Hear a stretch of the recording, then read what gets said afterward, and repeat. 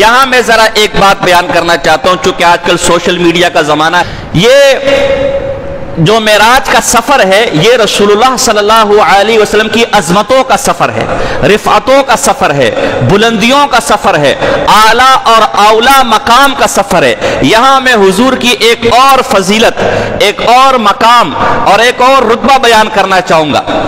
اللہ کی مخلوقات میں سب سے بڑی مخلوق وہ عرش ہے، عرش کا ذکر آ گیا، لیکن علماء نے ایک عجیب بات بیان فرمائی ہے۔ اللہ کے رسول اتنے مرتبوں والے ہیں، اتنی عظمتوں والے ہیں، اتنی رفعتوں والے ہیں، اتنی بلندیوں والے کہ آپ صلی اللہ علیہ وسلم جس روزہ میں آرام فرما رہے مدینہ منورہ، جہاں آپ جاتے صلوات و سلام پیش کرتے ہیں، جس قبر مبارک کے اندر، جس روزے کے اندر آپ آرام فرما رہے، آپ کے مقام اور مرتبہ کی تو کوئی بات ہی نہیں ہے۔ آپ کی عزتوں، رفعتوں، عظمتوں میں، آپ کے مقام اور مرتبے کی بلندیوں میں تو کسی کو شک و شبہ نہیں ہے۔ آپ کائنات کی سب سے افضل مخلوق ہے، آپ اللہ کے سب سے محبوب نبی ہیں، آپ اللہ کے سب سے محبوب بندے ہیں۔ اللہ کے رسول کی عظمت تو بہت اونچی، آپ صلی اللہ علیہ وسلم کا جسم اس روزے مبارک کے اندر جو پڑا ہوا ہے، اس روزے کی مٹی جو آپ کے جسم سے مس ہو رہی ہے، یہ مٹی اور مقام بھی عرش سے افضل ہے، عرش سے بلند ہے۔ جے کہ رسول اللہ صلی اللہ علیہ وسلم کا مقام و مرتبہ، اس کی عظمتوں کا کیا حال ہوگا۔ یہاں ناراض نہ ہونا، ہمارے ایک انجینئر صاحب ہے، وہ اعتراض کرتے رہتے کہ جی یہ تو گستاخی ہے، نبی کے روزے کو عرش سے بڑھا دیا تو گستاخی ہے۔ حالانکہ یہ بات کئی علماء لکھ چکے ہیں۔ علامہ ابن قیم رحمہ اللہ، علامہ ابن قیم وہ عالم ہے جن کے بارے میں ابن حجر عسقلانی رحمہ اللہ جیسا آدمی کہتا ہے الرد الوافر کے اندر کہ اگر امام ابن تیمیہ کا کوئی علمی کارنامہ نہ ہوتا تو ابن قیم اس کا اتنا مایہ ناز شاگرد ہے کہ اس کی عظمتوں کے لیے ایک ابن قیم کافی ہے۔ اس ابن قیم کو دیوبندی بھی مانتے ہیں۔ ملا علی قاری رحمہ اللہ شرح شمائل کے اندر لکھتا ہے کانا من اولیاء ھذی الامہ، امام ابن تیمیہ اور امام ابن قیم اس امت کے اولیاء میں سے، اس امت کے بزرگوں میں سے، انہیں ہمارے بریلی بھائی بھی مانتے ہیں اور انہیں ہمارے اہل حدیث بھائی بھی اپنا بزرگ کہتے ہیں۔ انہوں نے یہ بات بدائع الفوائد ان کی کتاب ہے اس میں لکھی ہوئی ہے۔ یہ ایک حوالہ کہ رسول اللہ کا جو روزے مبارک ہے، رسول اللہ کے روزے کی جو مٹی آپ کے جسم کو چھو رہی ہے، یہ مٹی عرش سے افضل ہے۔ اسی طرح علامہ سبکی جو امام ابن حجر عسقلانی کے مایہ ناز شاگرد ہیں، اور ابن حجر عسقلانی کہتے ہیں کہ میرا اگر کوئی اور شاگرد نہ ہوتا، یعنی ان کے شاگردوں میں سب سے مضبوط اور تگڑا شاگرد وہ سبکی ہے۔ امام سبکی رحمہ اللہ نے فتاوی سبکی کے اندر یہ بات لکھی ہے۔ دو والے ہو گئے۔ تیسرا والا ملا علی قاری حنفی رحمہ اللہ نے مرقات کے اندر یہ بات لکھی ہوئی ہے۔ چوتھا حوالہ جناب جی علامہ فاسی نے مطالع المسرات کے اندر یہ بات لکھی ہوئی ہے۔ پانچواں حوالہ علامہ ابن عبد البر مالکی جو مالکی مذہب کے بہت بڑے محدث ہیں، انہوں نے التمہید کے اندر یہ بات لکھی ہوئی ہے۔ چھٹا والا علامہ ابن الحاج مالکی، انہوں نے المدخل کے اندر یہ بات لکھی ہوئی ہے۔ چھٹا والے ساتواں والا علامہ مناوی نے فیض القدیر کے اندر یہ بات لکھی ہوئی ہے۔ علامہ زرقانی نے شرح مواہب اللدنیہ کے اندر پوری امت کا اس بات پر اجماع لکھا ہوا ہے کہ آپ صلی اللہ علیہ وسلم کے قبر منور کی مٹی یہ عرش سے افضل ہے۔ علامہ محمد بن یوسف صالحی شافی نے سبل الہدا والرشاد کے اندر یہ بات لکھی ہوئی ہے۔ غرض میں تو کہتا ہوں کہ حوالے نام آپ لیا کریں، حوالے میں دیا کروں گا۔ اتنی کتابیں اس مسئلے کے اوپر ہیں، اتنے حوالے اس مسئلے کے اوپر ہے۔ امت کا اجماع اس بات پر لکھا گیا ہے کہ آپ صلی اللہ علیہ وسلم کی جو قبر منور کی جو مٹی ہے وہ عرض افضل ہے۔ اب یہ سارے علماء جو یہ مسئلہ لکھ رہے، یہ معاذاللہ کیا گمراہ ہے؟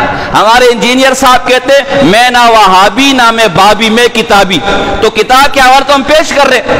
اگر آپ وہابی بھی نہیں ہیں، بابی بھی نہیں ہیں اور کتابی بھی نہیں مانتے تو پھر تو فسادی ہے نا، پھر تو فسادی۔ آپ کتابیں لکھ رہی ہے، امت کا اجماع ہے۔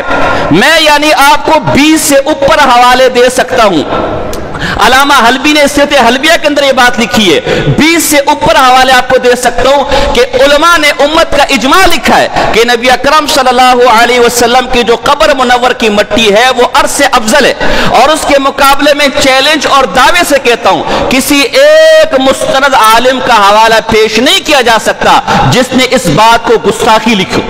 اب امت ایک رستے پر ہے اور ایک آدمی اس رستے کو غلط کہہ رہے، اللہ فرماتے وَمَن يُشَاقِقِ الرَّسُولَ مِن بَعْدِ مَا تَبَيَّنَ لَهُ الْهُدَى وَيَتَّبِعْ غَيْرَ سَبِيلِ الْمُؤْمِنِينَ نُوَلِّهِ مَا تَوَلَّى وَنُصْلِهُ جَهَنَّمَ وَسَاءَتْ مَصِيرًا۔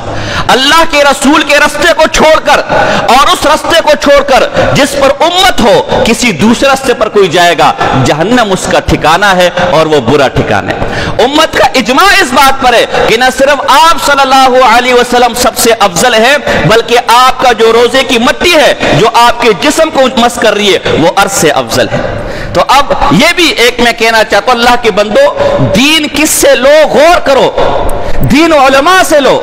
انجینئروں کا کام، پلمبروں کا کام پائپ ٹھیک کرنا ہے، ڈاکٹروں کا کام نزلہ زکام ٹھیک کرنا ہے، ڈاکٹروں کا کام قرآن کے اندر تحقیق کرنا نہیں ہے، وہ دل پر تحقیق کرے، وہ پخانے پر تحقیق کرے کہ مجھے شوگر ہے کہ نہیں، میرے بلڈ میں کتنی شوگر ہے، میرا ڈائجسٹو سسٹم کیسا ہے۔ پلمبر سے آپ گٹر کے پائپ ٹھیک کروائے، غسل خانے کے پائپ ٹھیک کروائے، قرآن حدیث سے اس کا کیا کام ہے؟ اسرار بھائی، آپ کا دل اللہ نہ کرے دل کی بیماری ہو اور آپ میرے پاس آئے، حضرت صاحب کوئی بندہ بتائے، کوئی ڈاکٹر بتائے دل کے وال، خدا نخواستہ دل کے وال کام نہیں کر رہے، کیا کروں؟